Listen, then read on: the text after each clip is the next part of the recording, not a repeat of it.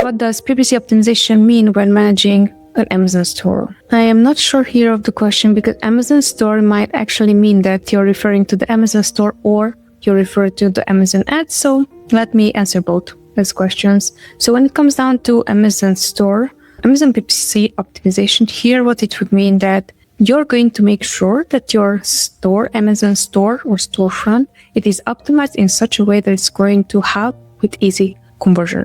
Example, whenever it comes down to the modules that you would be adding, make sure that your product, it has that add the cart button. That itself, it's going to help with PPC optimization. Why? It's because if you're redirecting traffic to your storefront and someone is redirected to take an action, they can right away take an action. So basically we optimized the storefront in such a way that if someone is considering our product, they can easily add to cart and buy and purchase. I think this was your question. What does PPC optimization mean when managing an Amazon store? This is how we would go the easiest way about it. Really important also that whatever information you have on the storefront is going to convert the buyer, right? So you have all the information about the product.